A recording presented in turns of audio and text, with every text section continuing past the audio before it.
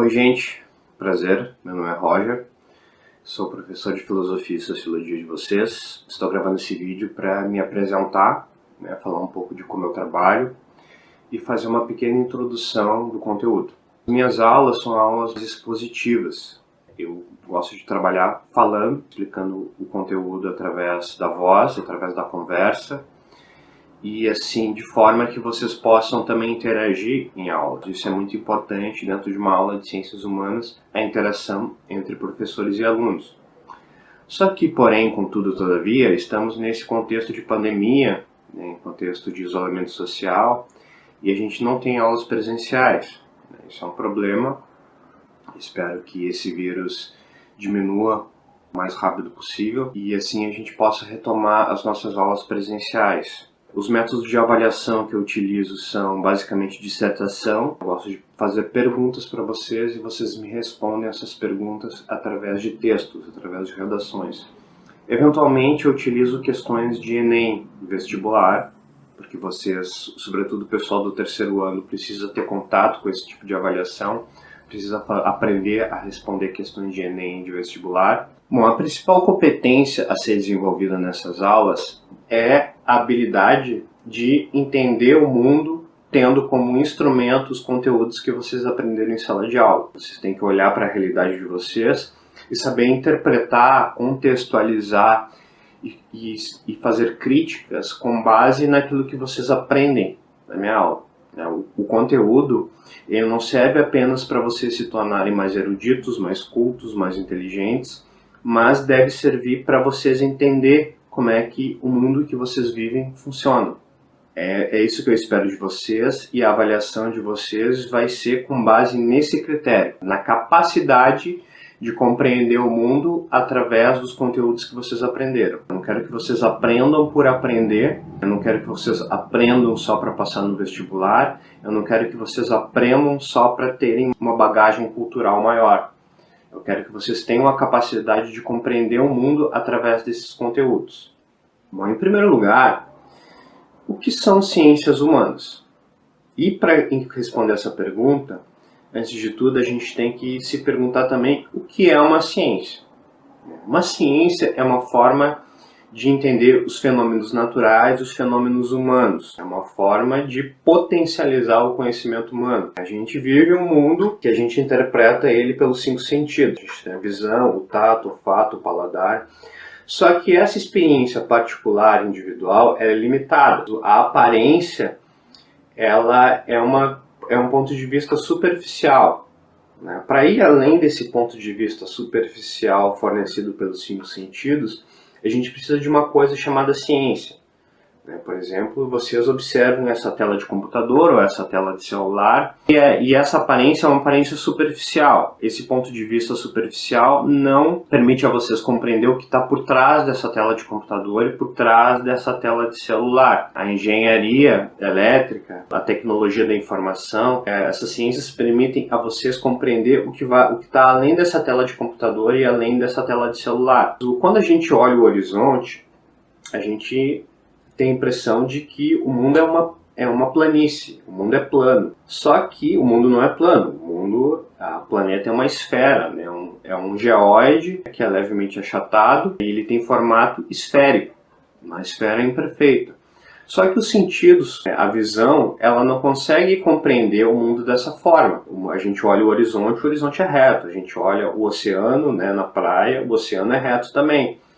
Então a gente precisa de algo que vai explicar para além dessa experiência individual. Isso é a ciência. A ciência ela promove um conhecimento que vai além dessa experiência individual e isso é desenvolvido não apenas por uma pessoa, mas por um conjunto de pessoas. Um conjunto de cientistas que tem em comum o mesmo objeto de estudo. E esses diferentes cientistas vão montando um arcabouço teórico que a gente chama de ciência. E quais são essas ciências? Em primeiro lugar, é preciso dividir essa ciência em 3 grupos. Existem as ciências lógicas, que são abstratas. Por exemplo, a lógica e a matemática. São ciências que trabalham com categorias abstratas, como os números, como as formas geométricas. E existem ciências mais materiais, que são as ciências naturais e as ciências humanas. As ciências naturais, elas pretendem explicar os fenômenos da natureza. A química, a biologia, a física e a geografia física tentam explicar como funciona o mundo, tudo que não depende da ação humana, não depende da vontade humana. As leis da física existem independente se existissem seres humanos na Terra ou não. O solo, as montanhas, os átomos, os seres vivos, as diferentes espécies de seres vivos, né? Os ciclos da natureza, os ciclos dos organismos. Essas coisas existem independente da nossa vontade, né? Independente da nossa ação. Se os seres humanos não existissem na Terra, essas coisas existiriam. Por isso elas são ciências da natureza, não são ciências humanas. Já as ciências humanas, elas estudam aqueles fenômenos que dependem da nossa ação. A sociedade é uma construção histórica, e uma construção histórica que surgiu a partir da ação humana. A política, a economia, né, o pensamento humano, tudo isso depende da existência de seres humanos. E por isso as ciências que vão estudar esses fenômenos, elas são chamadas de ciências humanas. E quais são elas? A história, a sociologia, a filosofia e a geografia humana. A geografia é uma ciência que ela está nos dois lados. Ela tem uma parte que é a geografia física, que estuda as coisas da natureza, e tem uma parte que ela é humana, que estuda os fenômenos humanos. E que tipo de pergunta fazem essas ciências humanas? Como surgiu a sociedade humana? É uma pergunta feita pelas ciências humanas. O que é a política? Quais são os fatos históricos que determinam a forma como vivemos? O que é a economia? O que é a vida em sociedade? Como era a vida humana como é a vida humana em outras sociedades, como é a vida humana há 2000 anos atrás, como funciona o pensamento, o que é a lógica, o que é a ética, o que é a moral. São perguntas que são feitas pelos cientistas das humanidades e são respondidas por eles. Isso é ciência humana. Bom, e como ela surgiu?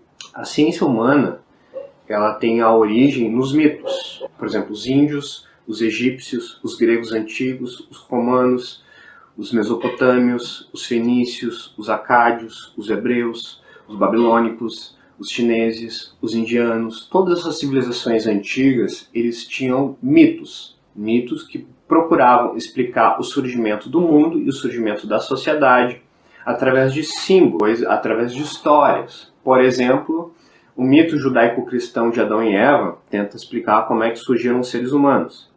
O mito de Cronos, dos gregos, tenta explicar como é que surgiu o universo. No início tudo era o caos. Todo o universo era uma coisa só e essa coisa única era o caos. Do caos surgiu a Gaia, que é a Terra, e surgiu junto da Gaia o Urânio, que é o céu, e da união entre o céu e a Terra surgiram os titãs, e os titãs criaram os primeiros deuses, e assim surgiram outros deuses até surgirem os seres humanos. E assim era a forma como os gregos antigos explicavam o surgimento do universo e o surgimento dos seres humanos. A partir do século VII, mais ou menos, antes de Cristo, 2600, 700 anos atrás, as datas não são bem precisas, a gente nota que esses gregos antigos começaram a explicar as coisas de uma forma diferente. Eles começaram a olhar para a natureza e explicar a natureza de uma forma mais racional, menos mitológica. E eles explicavam aquilo que se chama de physis, a física. Queriam explicar quais são os princípios mais fundamentais da natureza. Aquele princípio que dá origem a todos os outros princípios. Um dos gregos mais antigos que pretendia explicar a natureza através de princípios racionais, princípios que não eram mitológicos, foi um sujeito chamado Tales de Mileto. Ele dizia, através dos seus estudos, através das suas conclusões, que a natureza ela é gerada pela água. A água seria o arqué, a água seria o princípio fundamental que gera todas as coisas. Ele chegou a essa conclusão a partir da observação de que as coisas eram úmidas. As coisas vivas, como as plantas, como os animais e como os seres humanos, eram compostos basicamente de de matéria úmida, inclusive a semente, e essa umidade fez ele deduzir de que o princípio mais fundamental que gera toda a natureza e gera os seres humanos e os seres vivos em geral é a água. Esse seria o arqué do Tales de Mileto. Só que existiam outros pensadores contemporâneos dele que encontravam outros princípios fundamentais que geravam a existência de seres humanos e a existência da natureza.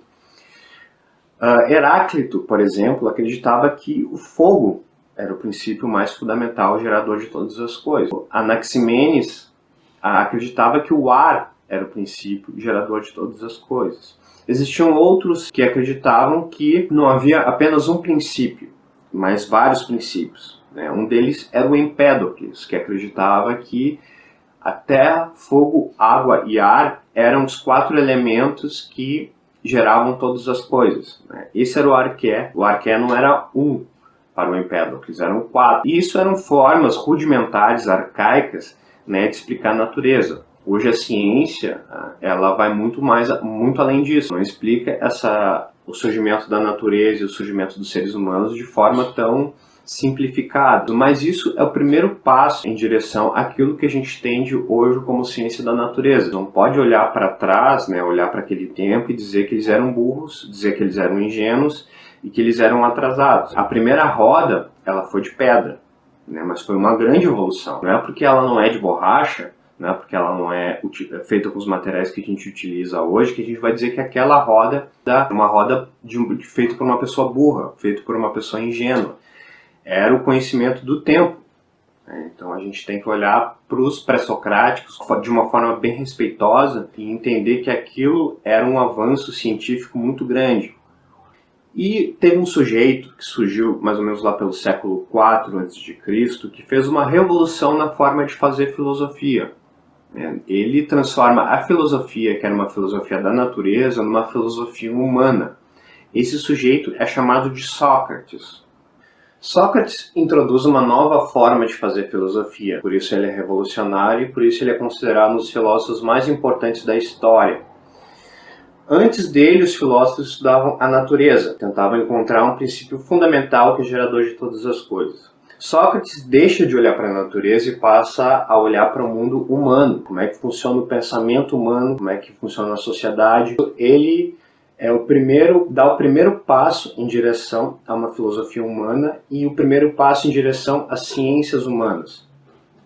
E ele tinha uma tese fundamental, uma tese básica que serve de suporte para todas as outras coisas, de que existe uma limitação na capacidade do ser humano de compreender a realidade. O verdadeiro conhecimento é compreender essa limitação. A gente precisa entender os limites da nossa capacidade de compreender para compreender a nós mesmos. Aquela frase, só sei que nada sei, ela pode ser explicada de diferentes formas. Existe uma anedota em relação à vida de Sócrates que conta mais ou menos qual o contexto de surgimento dessa frase, o só sei que nada sei. Sócrates, ele tinha um aluno chamado Xenofonte, e esse aluno foi, certa vez, ao oráculo de Atenas, e esse oráculo de Atenas disse ao Xenofonte que o homem mais sábio de Atenas era Sócrates.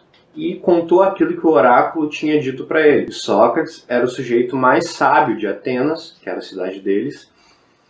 E Sócrates, quando viu essa ideia, logo se questionou. Não, mas isso não é verdade. Eu não sou o sujeito mais sábio de Atenas.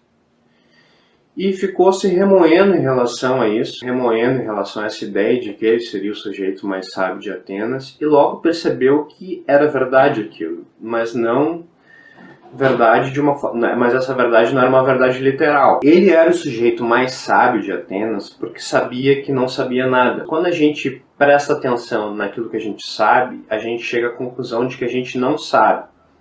E ele tinha um método para provar para as pessoas que elas não sabiam aquilo que elas achavam que sabiam. Ele chegava na praça pública de Atenas e fazia perguntas para as pessoas. Chegava para um sujeito e perguntava: o que é a justiça? Chegava para outro sujeito e perguntava: o que é o amor? Chegava para outra pessoa e perguntava: o que é a política? E assim, e o que é o conhecimento? E assim ele ia perguntando para as pessoas aquilo que elas achavam que sabiam, perguntas óbvias, que as pessoas nunca se questionavam, e mostrava para elas que elas não sabiam. E como é que ele mostrava para elas que elas não sabiam? À medida que as pessoas davam respostas para as perguntas que Sócrates faziam, Sócrates fazia novas perguntas para essas respostas que eles davam. Perguntava para uma pessoa o que é o amor. A pessoa respondia: o amor é um sentimento. Daí o Sócrates respondia: mas existem muitos sentimentos, né? O ódio é um sentimento, a amizade é um sentimento, a saudade é um sentimento. Existem vários tipos de sentimento, e a gente responder que o amor é um sentimento não é uma pergunta, não é uma resposta boa. Você tem que dar uma resposta melhor sobre o que é o amor. E a pessoa dava uma outra resposta sobre o que é o amor, e Sócrates fazia outra pergunta para essa resposta que a pessoa dava. Usando um exemplo bem simples, né?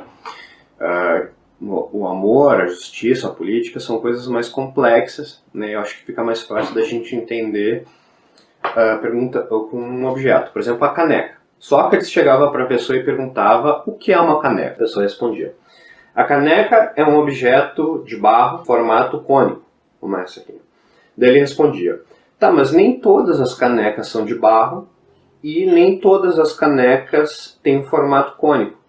Você tem que me dar uma resposta melhor para essa. Daí a pessoa respondia: a caneca é é um objeto que serve para tomar líquidos. Daí o Sócrates fazia pergunta para essa resposta: tá, mas tu tá explicando o que é uma caneca a partir da utilidade da caneca, né? Para que ela serve? E dizer para que uma coisa serve não significa dizer o que a coisa é.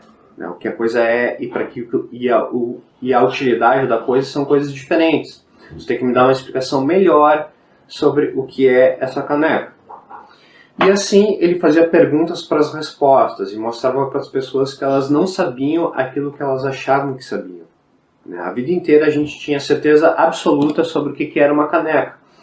E de uma hora para... de repente Sócrates chega e te mostra que tu não sabe o que é uma caneca. E assim ele mostra para as pessoas que as pessoas não sabem. Aquela ideia de só sei que nada sei, que é uma frase clássica de Sócrates, é justamente isso, de mostrar a limitação do conhecimento para as pessoas. E Sócrates teve discípulos, né? Um desses discípulos mais famosos foi o Platão.